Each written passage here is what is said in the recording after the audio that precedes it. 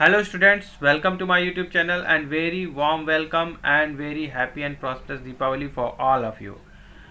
UPSSC preliminary examination जिन्होंने दिया हुआ है तो उनके लिए एक बहुत इंपॉर्टेंट इन्फॉर्मेशन है कि UPSSC preliminary examination test PET 2022 की आंसर कीज रिलीज़ हो गई हैं और उसकी आंसर कीज को देखने के लिए आप इस वीडियो को अंत तक फॉलो कीजिए।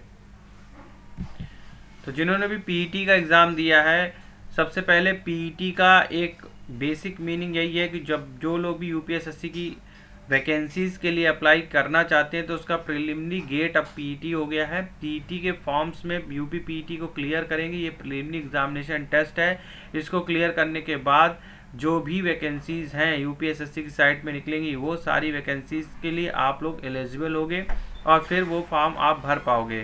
तो अगर ये प्रिलिमिनरी एग्जामिनेशन टेस्ट नहीं दिया होगा तो वो वैकेंसीज़ आप नहीं भर सकते हैं। जैसे कि एग्जाम्पल के तौर पे अभी एक वैकेंसी आई हुई है, जिन्होंने पीईटी 2021 दिया हुआ है वो ध्यान दें।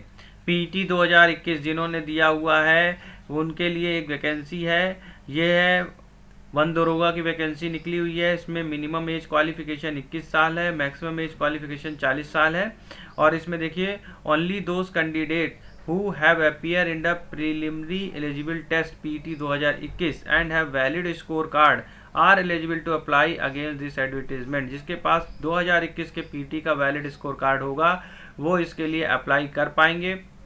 अगर इसकी डिटेल देखनी है तो ये एडवर्टीजमेंट डिटेल है, यहाँ पे आप यहाँ पे जा करके ये एडवर्टीजमेंट हिंदी और इंग्लिश दोनों में किसी से भी डाउनलोड कर सकते हैं और इसकी डिटेल आपको यहाँ पे मिल जाएगी कि 17/10 से जो है वो एप्लीकेशन फॉर्म फिलअप किया जाना है। 6/11 से जो है सबमिट किया जाएगा फॉर्म। लास्ट डेट है फॉर्म सबमिट करने की एंड फीस सबमिट करने की 13/11 और उसके बाद एग्ज़ाम की डेट और बाकी सारी डिटेल्स इसमें दी हुई हैं।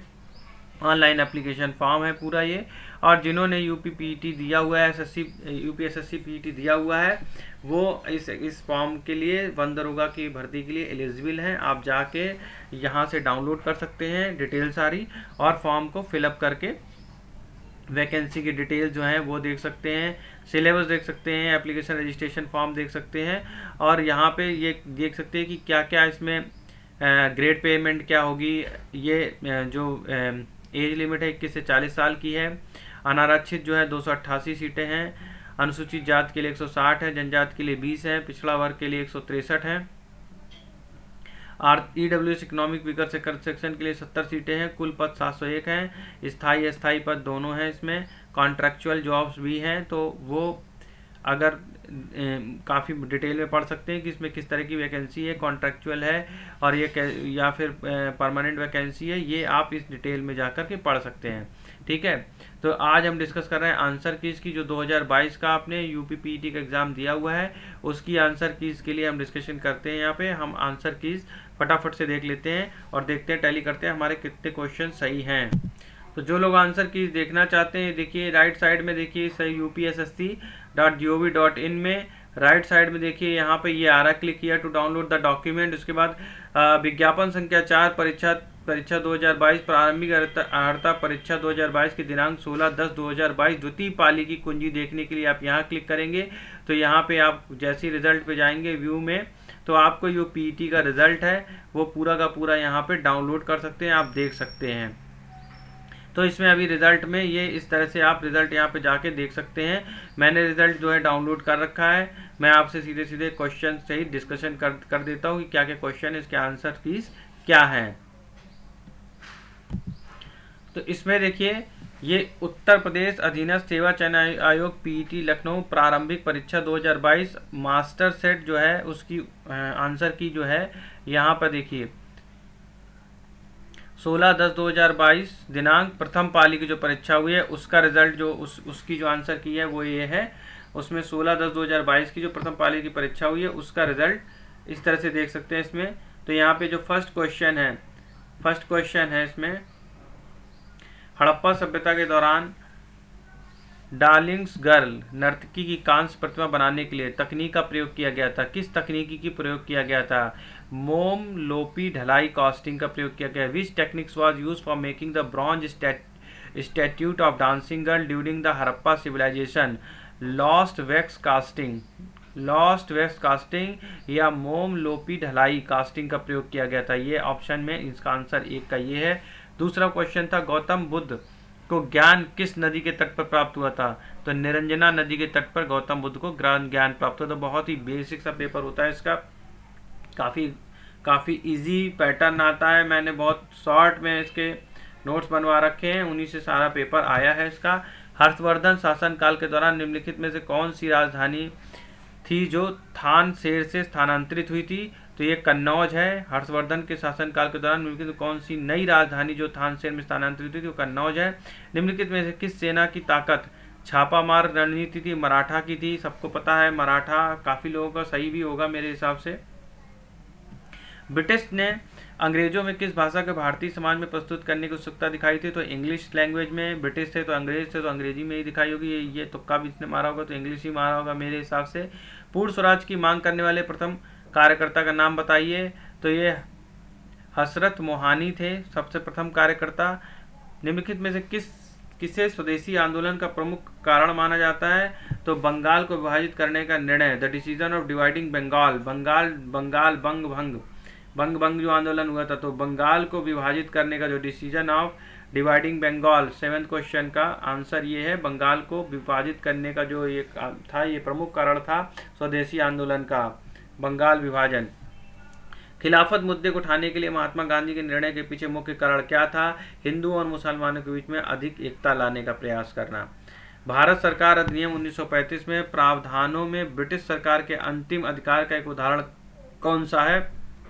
Which was an example of ultimate authority of the British government in the provision of the Government of India Act 1935, special powers for governor over the province government, यानी प्रांतीय सरकारों पर गवर्नर के लिए विशेष शक्तियां।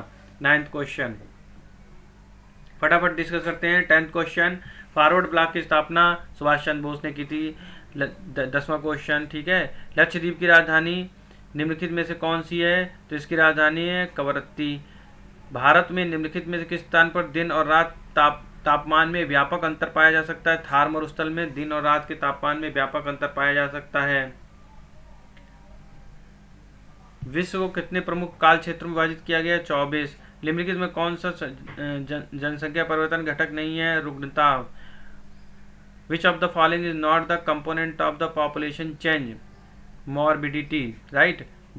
उस जंगल का नाम बताइए जिसे पृथ्वी के ग्रह के फेफड़े के रूप में जाता है? तो अमेजन वर्षा वन को पृथ्वी के ग्रह के फेफड़े के रूप में जाना जाता है, Amazon rain forest.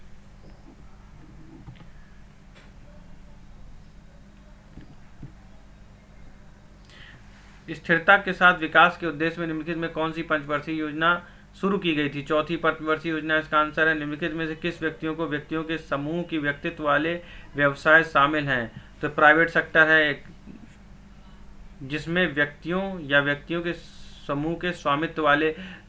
Which one of the following consist of business owned by individual और group of individual? So individual या ग्रुप ऑफ इंडिविजुअल जो होते हैं वो प्राइवेट सेक्टर्स ही होते हैं सारे जो भी हैं। निम्नलिखित में से किसे भारत की हरित क्रांति के जनक के रूप में माना जाता है? तो MS स्वामीनाथन आयोग की बार बार बात होती है, तो MS स्वामीनाथन को ही हरित क्रांति का जनक माना जाता है। निम्नलिखित में किसने अधिनियम में बैंकों के राष्ट्रीयकरण के लिए शर्त रखी थी? तो बैंकिंग कंपनी उपक्रम का अधिग्रहण और हस्तांतरण अधिनियम 1970 ने बैंकों के राष्ट्रीयकरण करने की शर्त रखी थी। Which one of the following act let down the conditions for nationalisation of banks? तो बैंकों के नेशनलाइजेशन की शर्त जो रखी थी वो banking companies acquisitions and transfer of undertaking act 1970। इसका ये सही आंसर ये है, banking companies acquisition and transformation of undertaking act 1970। 1991 में नई आर्थिक नीति के तहत उदारीकरण और निजीकरण की पहल की प्राथमिकता का परिणाम निम्नलिखित में से कौन था? तो उसका नंबर 1 पहल परिणाम था globalisation. 1991 Which one of the following was the primary outcome of liberalization and privatization initiatives under the new economic policies in 1991? That was globalization. निम्नलिखित में से कौन सी भारतीय संविधान की मुख्य विशेषता नहीं है? 2 tier गवर्नमेंट हमारे यहाँ नहीं है, 2 tier गवर्नमेंट नहीं है, ठीक है। ये एक डिबेट का क्वेश्चन है कि हमारे संविधान में जो फेडरलिज्म है, हमारा संविधान जो है वो फेडरल को भी सपोर्ट करता है और सेंट्रल को भी सपोर्ट करता है। तो आंशिक फेडरल और आंशिक सेंट्रल है, लेकिन ऐसा नहीं है कि ये 2 टियर गवर्नमेंट है, ये द्विस्तरीय सरकार नहीं है। जैसे यूएस में क्या होता है, यूएस में एक तरह से 2 टियर गवर्नमेंट का कॉन्सेप्ट लागू, ये यहाँ पे हमारा जो है 2 टियर गवर्नमेंट नहीं है। भारतीय संविधान के राज्य के नीति निर्देशक सिद्धांत निम्नलिखित में से किससे प्रेरित हैं? आयरलैंड से। आयरलैंड से प्रेरित है नीति निर्देशक सिद्धांत। भारतीय संविधान के अनुच्छेद 19 में से कौन, मैंने पहले ही बताया था कि काफ़ी क्वेश्चन कॉन्स्टिट्यूशन से आएंगे, इसलिए कॉन्स्टिट्यूशन के जो भी मैंने कराए थे, जिन्होंने अच्छे से किए होंगे तो उनका अच्छे से पेपर हुआ होगा। Right to freedom and speech of expression, वाक और अभिव्यक्त स्वतंत्रता का अधिकार, काफ़ी अच्छे से मैंने हिंदी में एक्सप्लेन किए थे। क्वेश्चन सारे वही आए हैं लगभग। संसदीय प्रणाली में कार्यपालिका किसके प्रति उत्तरदायी होती है? तो विधानमंडल। जो संसदीय प्रणाली है, ये कार्यपालिका किसके प्रति उत्तरदायी होगी? तो लेजिस्लेचर के प्रति उत्तरदायी होगी। भारत की पंचायती राज व्यवस्था में कितने स्तर होते हैं? 3 स्तर होते हैं। एक हार्स पावर 746 वाट का होता है। बहुत ही सिंपल और बेसिक क्वेश्चन है। निम्नलिखित में कौन सा एक रासायनिक अभिक्रिया नहीं है? पानी को भाप में, विच of the following is not a chemical reaction, कौन सा केमिकल रिएक्शन नहीं है? Conservation of water into stream, ये पानी का भाप में रूपांतरण, ये एक रासायनिक क्रिया नहीं है। पायरिया निम्नलिखित में से किसका रोग है? मसूड़ों का रोग है ये, दांतों में पायरिया लग जाता है लोगों के। फ्लोएम का एक उत्तक है। 29 क्वेश्चन। फ्लोएम का उत्तक जो निम्नलिखित में पाया जाता है? पौधों में पाया जाता है। 29 का आंसर है पौधों में पाया जाता है, प्लांट्स इसका आंसर। 30 क्वेश्चन। निम्नलिखित में से कौन सा एसिड कार बैटरी में प्रयोग किया जाता है? सल्फ्यूरिक एसिड को कार या बैटरी में प्रयोग किया जाता है, सल्फ्यूरिक एसिड को। निम्नलिखित में कौन सा भिन्न सबसे बड़ा है? जो भिन्न दी हुई थी उनका आंसर इसका 7/8 वाला भिन्न जो है वो सबसे बड़ा है। 32 क्वेश्चन का आंसर 2.35 क्वेश्चन आप लोग देख लीजिए, मैं थोड़ी देर रुक जाता हूँ, अपने आप क्वेश्चन पेपर निकालिए, देखिए उसमें से क्वेश्चन इसका जो सही आंसर है 2.35 है इसका। 19 का कितने प्रतिशत? 7.6 है, तो 40% होगा इसका आंसर। दिया हुआ है जो आंसर की में 60 से 80 के बीच सभी आबादी संख्याओं का औसत 70.2 है इसका आंसर। 35 क्वेश्चन नंबर का आंसर है 2.35। Under root 12.0409 minus under root 1.2544 is equal to 2.35। सद्भावना का संधि विच्छेद सत प्लस भावना होगा, ये 36 नंबर क्वेश्चन है। श्वेत और स्वेद का अर्थ है सफेद और पसीना। खाक में मिलना मुहावरे का अर्थ है सब कुछ नष्ट हो जाना। अनिल का पर्यायवाची शब्द है अनिल, मारुत, ये सब पवन के पर्यायवाची शब्द हैं। गुप्त का विलोम शब्द क्या है? प्रकट, गुप्त, प्रकट। ठीक है, बहुत इजी। कोई read of the following passage carefully and answer the corresponding question 41 and 42। For the past week Elizabeth would come home from work and discover that her apartment smelled like cigarette smoke. She did not know where the smell was coming from. Elizabeth didn't smoke. No one else had key to her apartment to smoke inside while she was at work. The smell of the smoke especially bothered her because she had asthma.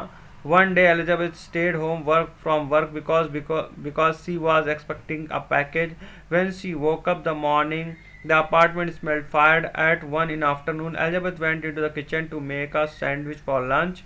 That was when they noticed the smell of cigarette smoke. She called the building superintendent. By the time to arrive at the Elizabeth apartment, the whole place smelled like cigarette smoke. The superintendent told Elizabeth that he was pretty sure the smoke was coming up through the vents from her new downstairs neighbor.